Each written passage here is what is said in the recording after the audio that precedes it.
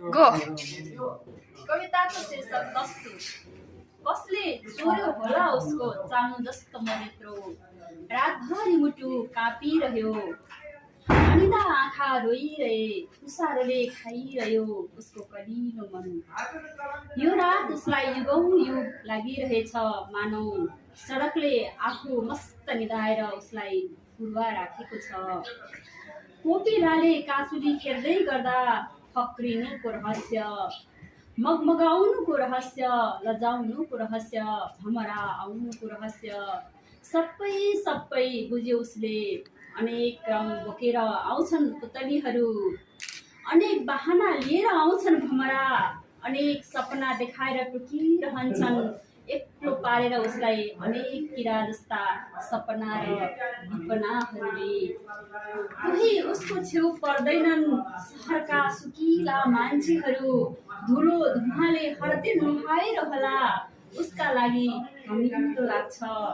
उसले भोकटार्न टिपेको हो खसेको चक्लेट, बदलामा कलिलो गालामा कठोर चड्कन बज्रिँदा आगो भएर निस्कियो ज्वाला आँखाबाट। उसका आँखा भन्दा ठुला असिनाले यति बेला छुटिरहेछन् निर्मम भएर र झर्यो भित्रतर्फ कोपिलाका रङ। कुल्चे उसका कलिला औँलाहरू, धारिला पच्चापहरूले, उसको छातीमा अब पिल्दैनन् गुलाबका गाडा। उसैको आँखा अगाडि टाँगिएको छ दुध चुसाइरहेकी आमाको तस्बिर।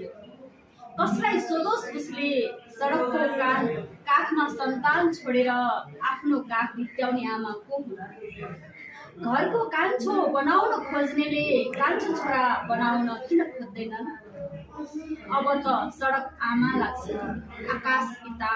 कहिल्यै खोजेन आमा कस्ती होलिन्, कहिल्यै कल्पेन बाको अनुहार।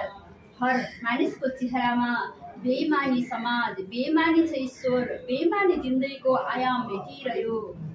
कसैसँग लगाएको थियो उसले पनि पिरती, उसैको छातीमा टाँसिएर बज्ने एउटै सारङ्गीसित आज 4 हात सडकले निन्द्राको दस्तुर माग्यो। एक सडकको सासले दस्तुर माग्यो, निशुल्क हेर्न मिल्दैन सहर भन्दै आँखाले दस्तुर माग्यो। उसको सपनामा आज उदाइरहेको घामले दस्तुर माग्यो, वर्षेको पानीले दस्तुर माग्यो। एका बिहानै सोध्यो मरुभूमि सडकलाई, मेरी आमाले मलाई जन्माउन बासँग मागिन् कि मागिनन् होला कुनै दस्तुर?